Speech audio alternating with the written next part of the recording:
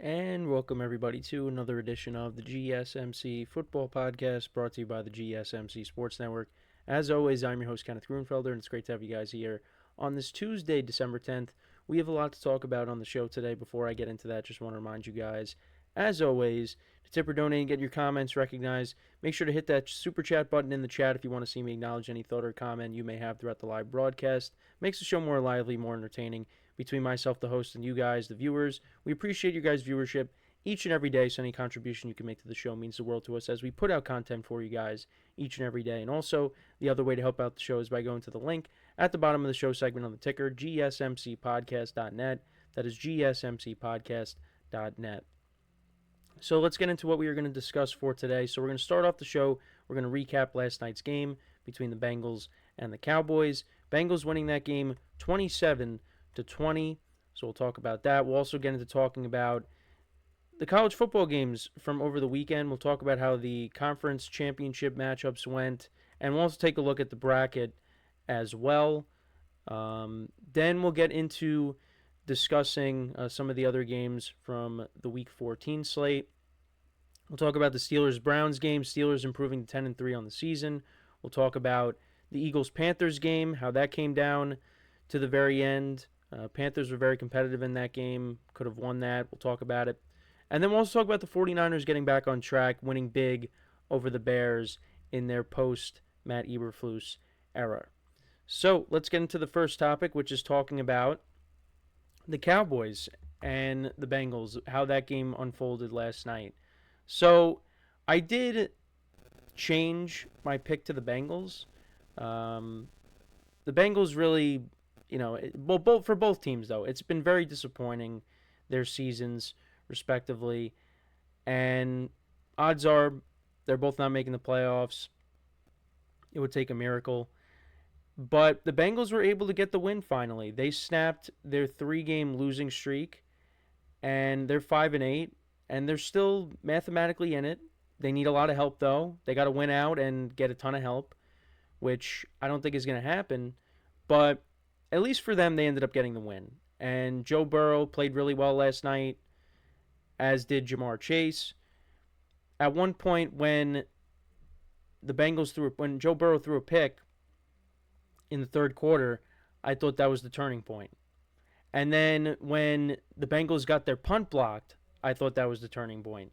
But the Cowboys, couldn't take advantage. Well, they did take advantage of the interception. They ended up kicking a field goal.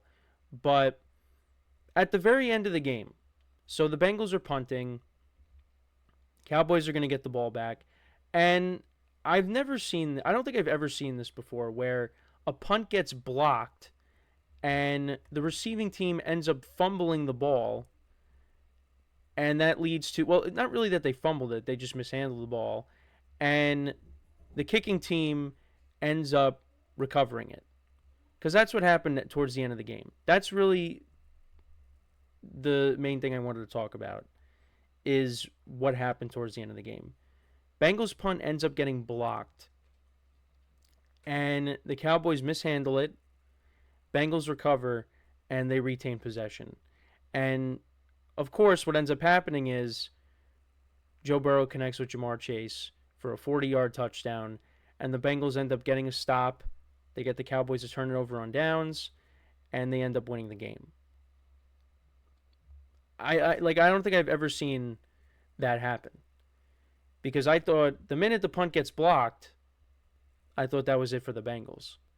But that ended up not happening. They ended up getting a little bit of luck on their side, retained possession, and Jamar Chase was spectacular last night. 14 receptions on 18 targets. He had 177 yards receiving and 2 touchdowns. Chase Brown also had a good game. He had 58 yards on the ground. He had 65 yards receiving and a touchdown. Was tiptoeing down the sideline and scored a touchdown. They didn't rule the touchdown initially, but they went back and reviewed it, and he didn't step out of bounds. So the Bengals got a touchdown out of that. And then you also had they did kick a decent amount of field goals last night. Well, no, they kicked two. They went 2 for 2 on field goals. The other touchdown Well, Jamar Chase, he had 2 touchdowns. Chase Brown had one, and then you had the 2 field goals. So, and Joe Burrow, once again, 369 yards passing, 3 touchdowns, and a pick. He has 33 touchdowns to 6 picks on the season. And if the Bengals' record was better, it would be between him and Josh Allen right now for MVP, along with Saquon and Lamar Jackson. But because Joe Burrow doesn't have the record like the other teams do, because the teams with the players I just mentioned, they're probably going to the playoffs, and Joe Burrow is probably not.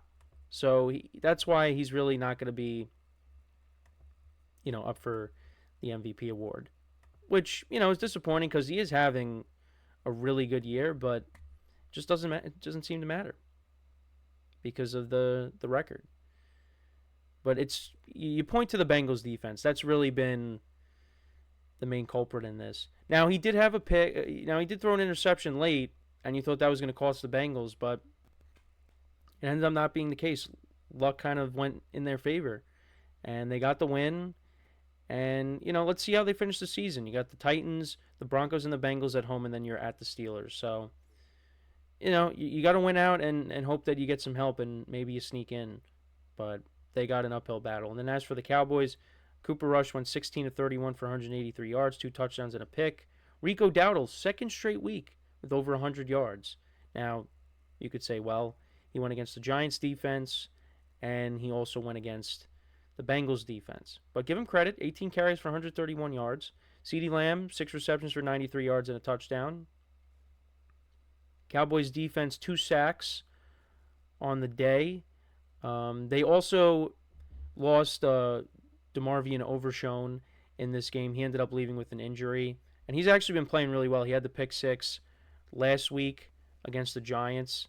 So, that's unfortunate there. Micah Parsons was upset about that.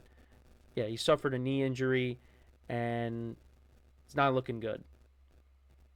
Not looking good for him. And actually, as of a half hour ago on NFL.com, he is going to undergo season-ending surgery. So that's just unfortunate to hear. Because like I said, he was playing well. The Cowboys' defense actually has been playing better. Since they started getting some guys back, it's been getting better. And losing Overshone now, that's just, again, it's unfortunate. So, and like I said, Micah Parsons was upset. Also, speaking of Micah Parsons, after the loss, he immediately, walked off the field into the locker room. I mean, he was visibly upset with how the Cowboys handled that block punt. How they mishandled it. And it's just been a lost year for them. Between injuries and just guys underperforming. That's what's kind of led them to 5-8. And they were feeling confident with the previous 2 games because they beat the Commanders in Washington, you beat the Giants, and then all of a sudden you're like, hey, we're still mathematically in this thing. But their season is pretty much over. Both these teams, their seasons are pretty much over. But, had the Bengals had, an average defense this year, they would be in a much better position right now. Because look at what they're doing on offense. I mean, Chase Brown, he looks like he's going to be a good player. And he's somebody that I traded in both of my dynasty leagues. I had him, and I traded him. And, this is before he really started to produce. And now he's producing, and now I regret letting him go. But it happens. So they got a nice player with him. And, Jamar Chase, he's going to make a lot of money when the Bengals, finally give him that contract. Because they are going to give him that contract. Now, there was also a report out there that the Patriots are supposedly going to be all in on T. Higgins. And you know what? That would be great if the Patriots were able to get him. Because Drake May looks like he's the real deal.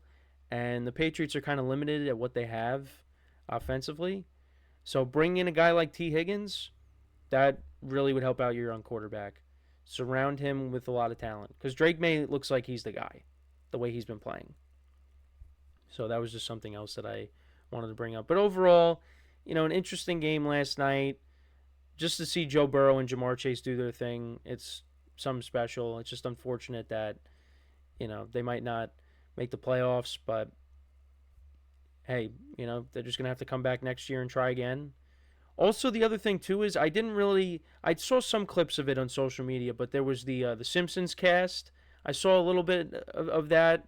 I didn't really tune in for it, but you had Homer Simpson playing quarterback and against Bart, and on that you had Bart Simpson connecting with Lisa Simpson for the touchdown. That was the Jamar Chase Joe Burrow touchdown.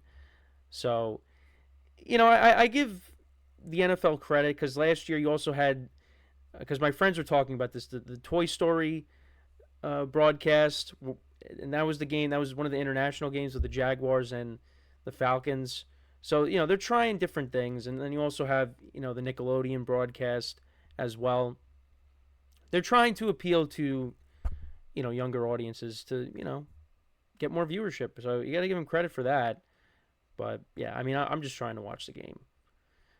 So I was gonna tune in for it, but I didn't. So, but it was a good night for me in one of my fantasy leagues because in my redraft league, my main league, my team dropped over 200 points. I had 168 going into last night, and then Jamar Chase had a big game, so he put me over 200. And right now, I am in a playoff spot, but I need to win to cement it. I'm the second highest scorer, but I would feel much better if I'm able to get a win. I could either win or I lose, and the other two teams that I'm tied with lose, and I still finish with more points than them. Because right now I'm the second highest scorer because of the amount of points I had in that league. And I had the wide receiver 1 and the wide receiver 2 for this week, and that is Jamar Chase and Puka Nacua. So I am going to need them to come up big, this upcoming week if I'm going to want to make the playoffs. And Puka Nacua had a big game on Sunday against the Rams. Definitely makes me feel a little bit better that I took him instead of Saquon in that league. Because I think had he would have stayed healthy, he probably would have been a top 10, top 15 receiver the way he's playing right now. So, but yeah, so the Bengals get the win 27-20. Let me know what you guys think about this game. What were your takeaways from it? Both teams are now 5-8 on the season. Do you think the Bengals still have a chance of making the playoffs? I still don't. I mean, win out and see what happens. But you do have the Broncos coming up on the schedule, so if you could beat them, that at least gives them another loss. But it's going to be really tough. It is going to be really tough for the Bengals to make the playoffs. But who knows? Crazier things have happened. So we are going to take our first break of the show. Then when we come back, we'll actually talk about some college football. We'll take a look at the conference championship games, what happened in those games, and then we'll take a look at the bracket as well. So with that being said, stick around, and we'll be right back here on the GSMC Football Podcast.